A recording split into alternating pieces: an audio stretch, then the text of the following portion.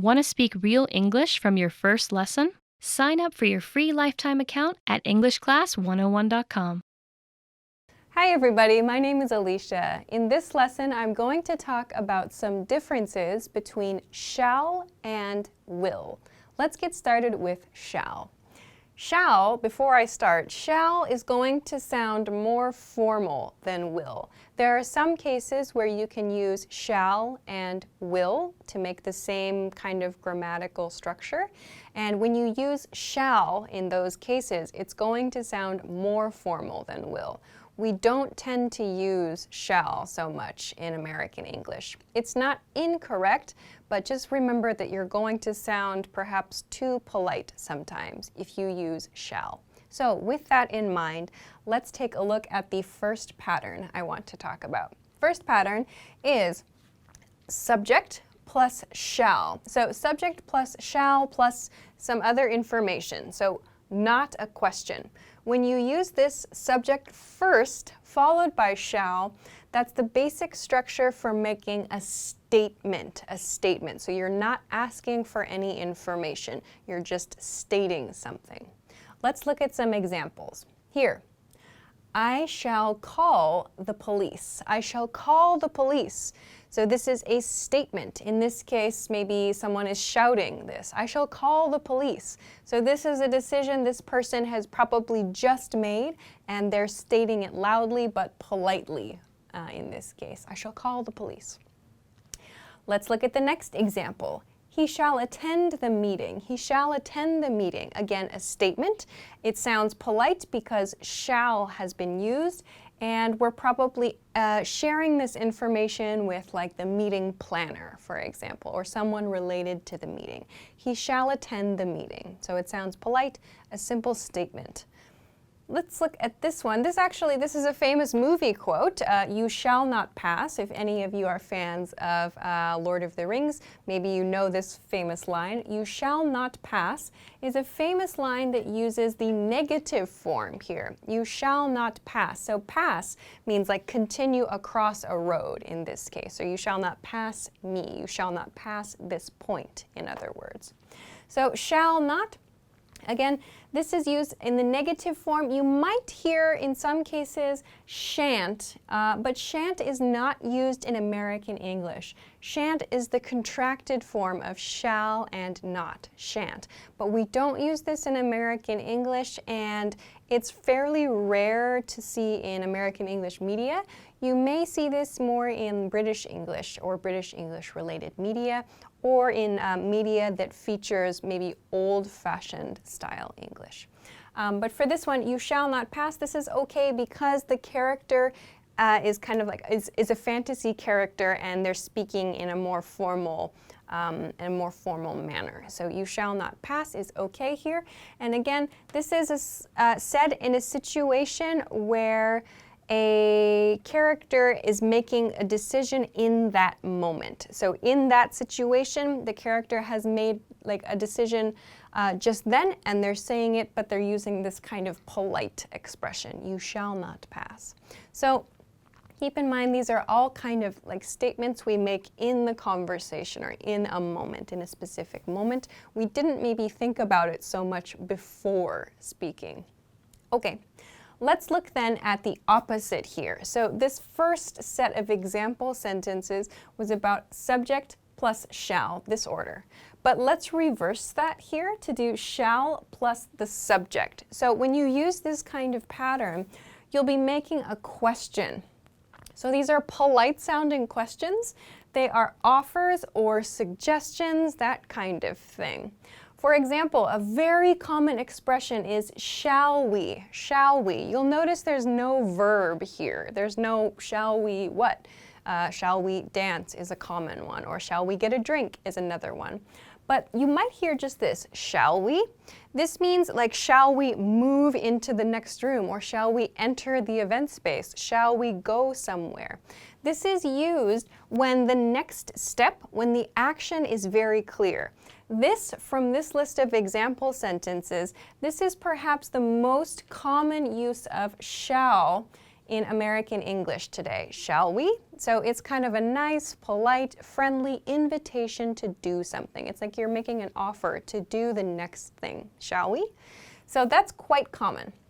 But the next couple of examples perhaps are a little bit different. Here's one, shall I clean up the kitchen? Shall I clean up the kitchen? This is an offer.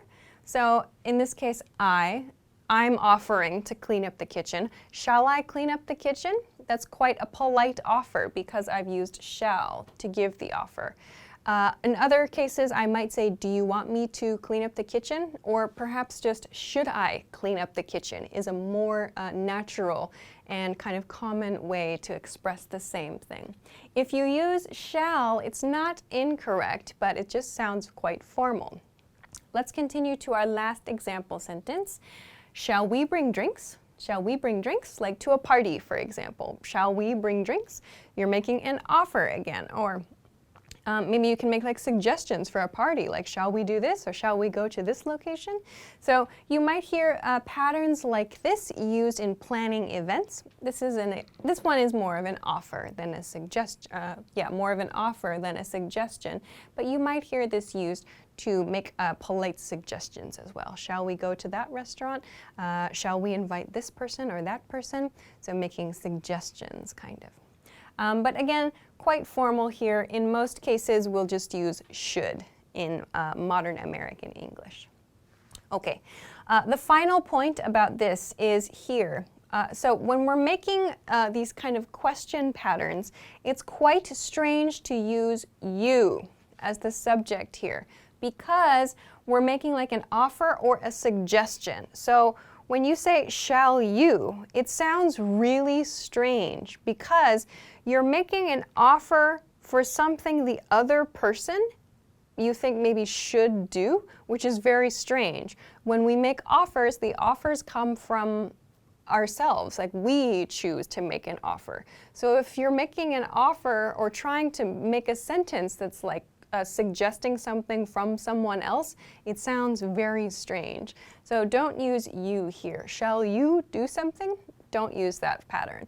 When you're making these kinds of questions, try to use like shall we, shall I, for example. So you're making an offer or like you're making a suggestion from yourself. Okay. Let's move along now to will. So will has quite a few different uses. The ones I'm going to talk about here are to compare with shall. First, we use will for decisions that we make in the moment, as we talked about over here with shall a little bit. And we use it to think about uncertain things in the future. So this is a very broad introduction to will, but for this lesson, I want to focus here. So first, let's compare. We talked about using shall with this pattern. A subject plus will, in this case, makes a statement. So again, subject comes first, then will, or won't, as we'll see. For example, I'll call the police. We saw this same sentence over here with I shall call the police. This sounds quite formal. I'll call the police sounds much more natural. I'll call the police. So this sounds like something we decided in the moment, and it sounds like it's not a polite situation either. I'll call the police. This is probably much more commonly used in American English.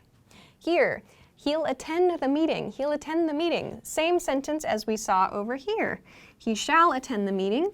Sounds much more casual or much more natural when we use will.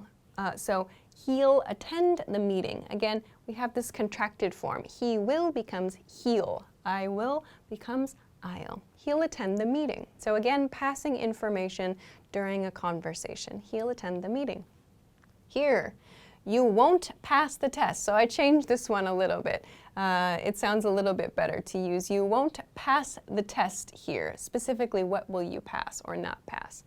I've used the negative, you won't pass the test. So in this case, the speaker maybe heard some information about someone's studying habits, or they have a very negative opinion of the listener for some reason. And they say, you won't pass the test. Or maybe they're talking about how difficult the test is as well.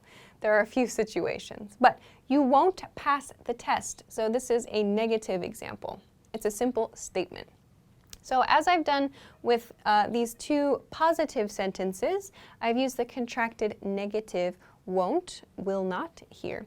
So when you're talking, specifically when you're speaking, not necessarily when you're writing, use the contracted form. So you're going to sound more natural, you're going to sound more friendly if you're using this contracted form in speech. If you're using I will, he will, she will, it sounds really stiff and unnatural. So when you're speaking, use this form. When you're writing casually, you can use this form as well. If you're writing something like a thesis paper or something more formal, I would recommend not contracting. So go ahead and use the I will, he will, she will when it's appropriate. So try to use this. I know it takes a little bit of time to practice and to get used to, especially if the L sound is difficult to say, but try to use this in your speech. Okay. Let's go on then to the other version, the other sentence pattern we talked about. The opposite, the reverse here, where will comes first, followed by our subject, and then some kind of question phrase. So we use this to make requests, that's one, where we use you typically. I'll show you in just a moment. We use this pattern when we're thinking out loud. We're thinking about something we're going to do, something in the future. And we use this to talk about future state inquiries. So I'll show you some examples of this. Let's begin with the first type, a request using you. Will you help me with my homework? Will you help me with my homework? This is a simple request. I've used you here. Will you help me? So we typically use you here because we use will like when we're making decisions in the moment, during the conversation. So when you use will you, you're probably speaking to someone in that moment. Perhaps less common is will he or will she do something. It sounds maybe okay in a few situations, but we tend to use a request pattern like this when the listener is there with us, participating in the conversation with us. If you're using will he or will she do something, it could perhaps be okay, but we tend to use this more, again, when everybody in the conversation is there. We can use will you to make the request. Let's continue on, though, to this next pattern. First, let's read this. Will I have time for a break today? Will I have time for a break today? This is one example of a situation where it's okay to use I in a sentence like this, in a question like this. This is an example of what I mentioned here, thinking aloud, thinking out loud.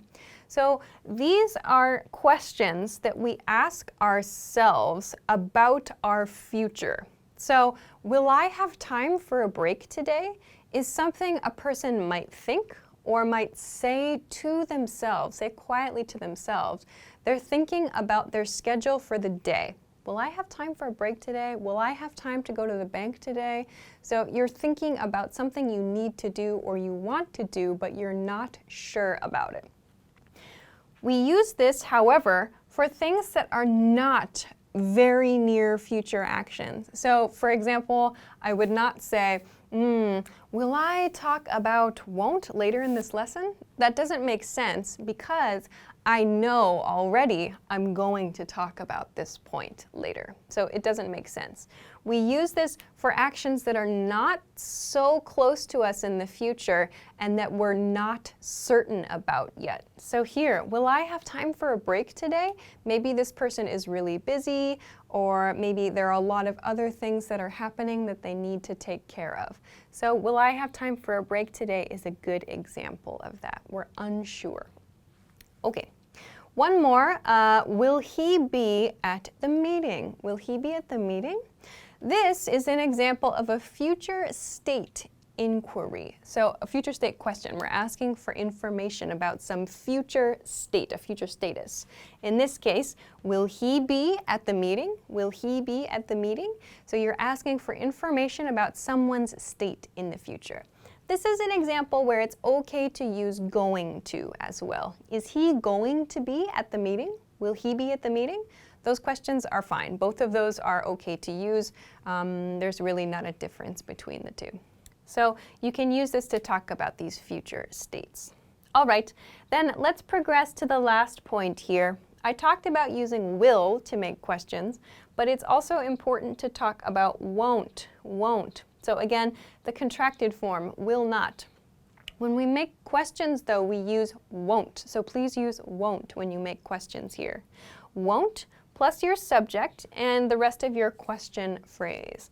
This is something we use to make a confirmation question. So a confirmation question is a question we use to check information. We think something like point A, and we want to check, is it point A? And the speaker, or the listener rather, has a chance to fix our error. So examples. First, won't you be late for your meeting? Won't you be late for your meeting? So maybe the listener is very busy and they're taking a long lunch, for example. And the speaker says, won't you be late for your meeting? Like if you take a longer lunch? So the speaker thinks the listener is going to be late. And so they ask this confirmation question. Not will you, but won't you? So that's sort of like showing the speaker has a little bit of doubt about the situation and they're asking for confirmation. So the listener could say, for example, oh, right, I need to go. So yes, I will be late. I need to go now, like checking the time. Or no, my meeting time got changed, for example. So this gives the listener the chance to tell the speaker about any updates. Let's look at one more example. Won't this policy change cause problems? So again, the speaker here is saying, I'm not sure, but I think that this change is going to cause some problems, right? That's another way of phrasing this kind of question. So when you hear questions that begin with won't, you're probably hearing a confirmation question. Someone is trying to check information.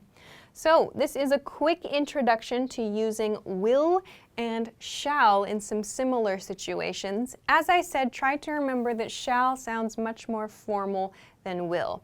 This one I pointed out earlier, shall we, is probably the most common use of shall in English today, at least in American English. In these other cases, we tend to use will more to talk about these sorts of in the conversation decisions. So I hope that this helped you. If you have any questions or comments, or if you want to practice making a sentence, please feel free to do so in the comment section of this video. Of course, if you liked the video, please don't forget to give it a thumbs up, subscribe to the channel if you haven't already, and check us out at EnglishClass101.com for some other things that can help you with your English studies. Thanks very much for watching this lesson, and I will see you again soon. Bye!